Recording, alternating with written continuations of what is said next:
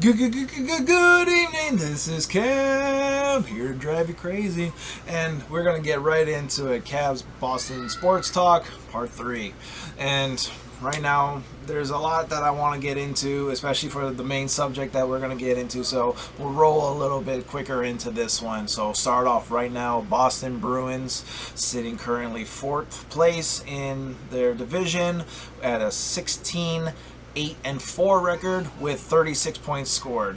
Top of the division right now is pretty tied up with a 7-8 and 4-4 record between the Capitals and the Islanders, and both having an equal 44 points as well.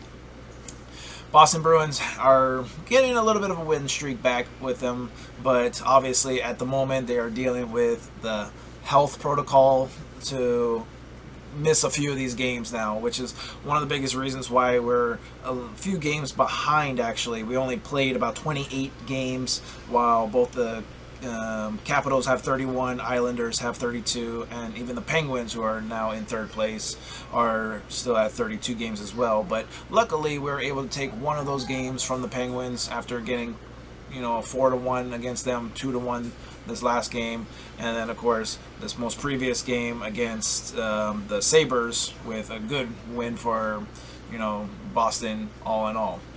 So right now we are still trying to wait out on these other games that we're going to have, especially since we are going to be on a little bit of a delay for some of those games due to the health protocols. But our next game is going to be expected to be this Friday for me, excuse me, which is actually going to be against the Islanders. So Thursday for people in Boston. For me in the Philippines right now, it's going to be actually 7 a.m. for me.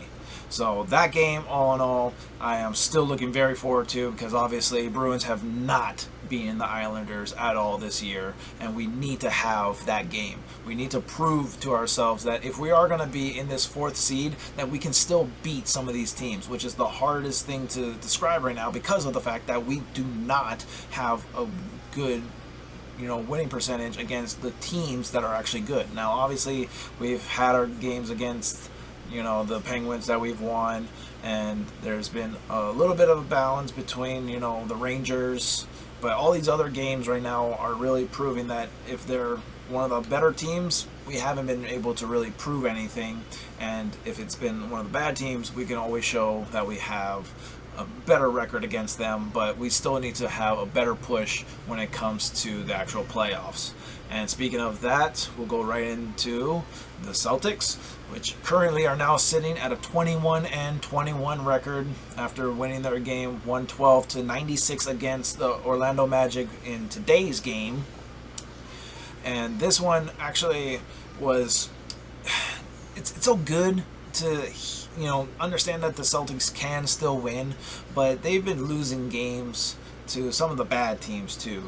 Cleveland was one of those weird teams that actually had a really good record to start the year, kind of fell off, and is still not really picking up their pace, but we lose to them. We lost a very bad game against the Jazz, and I know Jazz has a good record right now, but when you're down by 1 point with 3 minutes left in that game, and the officiating was just giving the worst officiating I could have ever imagined to the Celtics.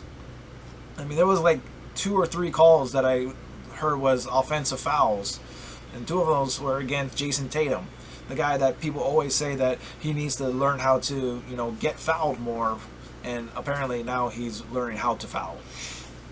Regardless, the Celtics right now are in 6th place in the Eastern Conference, which is okay enough to be in the playoffs, but this team is not going to show anything if they can't actually prove that they can win games consistently. And the bad thing is they can beat bad teams, but they can lose to bad teams, and they're not showing that they have anything when it comes to actually having to play against a good team. That's why I have a fear for these Celtics, who aren't proving that they can do something more than just be a good 500 team at this point in time. I do believe in Jason Tatum. I do believe in Jalen Brown. If Kemba Walker stays, or They may even think about trading, and by this point in time, I would just say, Danny Ainge, don't even worry about trading, because there's no one that we're really going to be able to get to improve this team, as far as I'm concerned, to make a push for anything. The only thing I'll say is we better start starting Robert Williams III, because he has proven to be a starter. Sure, Daniel Tice is always going to be a good guy for us. Marcus Smart is still one of the better defensive guys and still kind of coming back in with his injury, but you can't deny that this team needs to have something figured out before the playoffs end up coming, if they even make it. Very next thing that we'll get into, obviously, with the Red Sox. They had unfortunately lost their game today to the Pittsburgh Pirates 9-4, but ultimately I am pretty happy with this team, because even though it is still the spring training, they are showing that they are still first in the by their record. Obviously nothing's really going to be an official thing until we come to April, which of course is coming right around the corner anytime soon, and we'll just be going straight into it from that point. Right now there's not much I could talk about besides just the obvious things that are going to be important to talk about, which is obviously the starting pitching rotation. We don't know exactly when Chris Sale will be available, since he is still trying to recover from his Tommy John surgery that he missed the entire season last year because of Erod kind of getting back into the swing of things after he was out with his health protocols and not being able to play at all last year. And of course, just Bobby Bullock, because he has been proving to be a monster for this team.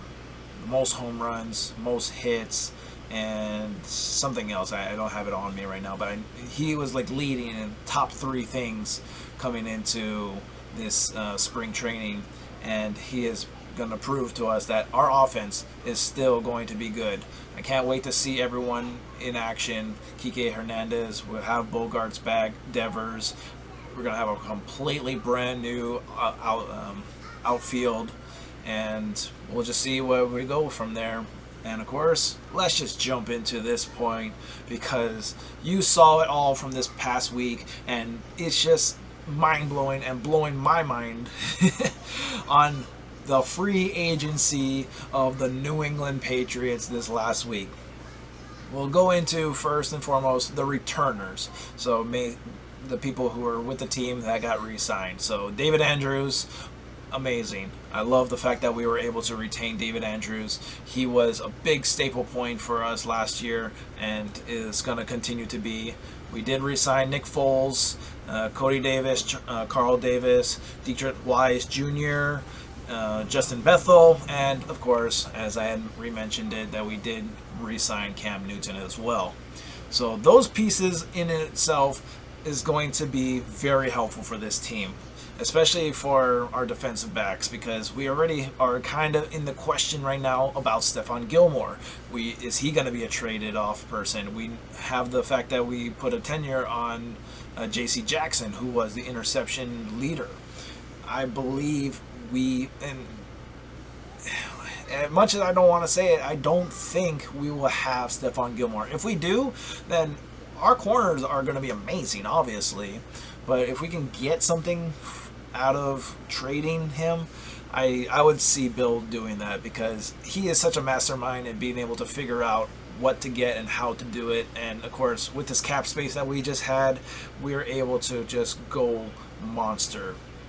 So with the new people on in addition, we were able to bring back Trent Brown, who was already a proven guy for us before he went off to Oakland. Glad to see him be back on the Patriots side of things, and will just be a force to be reckoned with. So how many names am I going to really want to go off about? So we'll start off obviously with the tight ends then, because this is the one that has blown people's minds away. Jonnu Smith and Jonnu Smith. I gotta scroll it. Hunter Henry, excuse me. Hunter Henry and Jonnu Smith. Boom. Amazing signs. 2 of the biggest tight ends on the free agent market. Boom. New England Patriots. I don't know how much of like the Gronk and Aaron Hernandez combo this will be, but I kind of do see that it can be a perfect match. And it's going to be exciting knowing that obviously Patriots were last in productivity when it came to tight ends. So to get to the best tight ends is just showing that we will be utilizing them perfectly, as far as I'm concerned. At least I hope. We'll go into Jalen Mills, who is one of the reasons why I was talking about Gilmore, because obviously when we're talking about Gilmore, we're talking about J.C. Jackson, all the other defensive backs that we did bring back as well.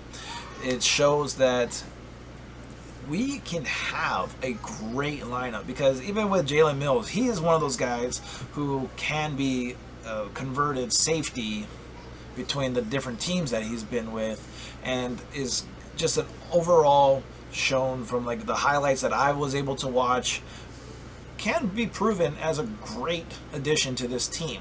You know, whether it be for pass rushing on the corners, whether it be the cornerback or safety position, he shows that he has that versatility to be a big player for us this upcoming year. Matt Judon from the Ravens. This signing, I completely just didn't register into my mind until I realized, wait, I gotta look up who this guy is. And then after seeing all the stuff that he's done, especially against the game that he had against us last year, that proves to me, man, this is one of those pass rusher guys that we needed as well. Obviously, with Dante Hightower being on one side, and we'll have Matt Judon on the other side, and we're going to have, you know, just an extremely powerful defense again. You know, that's the one thing that I look very much forward to, is the fact that we had a lot of blitzing to start off last year, which made us have a little bit of success, but then we really had to rely on our speeders on the outside, the cornerbacks, the safeties, to really catch up with those quick passes, which unfortunately was always a problem. We'll jump right into it now with Nelson Aguilar and also Kendrick Bourne, the two wide receivers that we picked up. And that was one thing that everyone always kept talking about. We need receivers, we need receivers, we need receivers, because unfortunately, you can still hardly be able to actually announce any of the people who was with us last year. I mean, you can still say if you knew Bird, if you knew Myers. I mean, those guys were good production people for us because we were able to utilize them with Cam Newton's ability to utilize their wide receivers. No matter who he has, he had to use them. There was no other way that we were going to be able to get around that.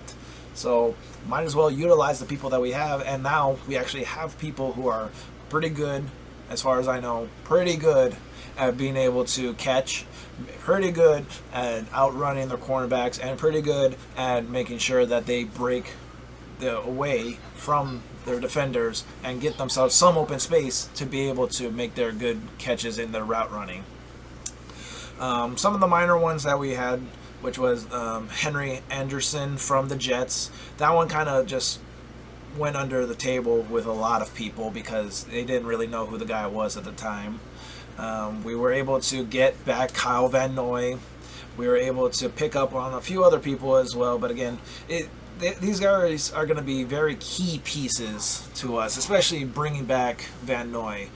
So with everything, I am super excited about knowing that this team is looking to be monstrous this upcoming year. And of course, we still have the draft, so we can only see what actually happens from that point. And the most recent one was talking about Justin Fields being the biggest interest of the Patriots. Do the Patriots make a trade to try and get a little bit higher, guarantee themselves an opportunity to get Justin Fields? If he's not available, are we still going to go down the Mac Jones route? Are we going to even possibly try to see if that Deshaun Watson trade could possibly still be in effect, even though obviously allegations are out right now? But the quarterback situation is still very much up for grab, and this whole upcoming season is just going to look amazing from this point forth. Thank you for watching this video. Please subscribe for more content. Hit the like button if you enjoyed it. Leave a comment for anything that you want to share with me. My name is Cab, and I am here to drive you crazy. Aloha, God bless, and take care.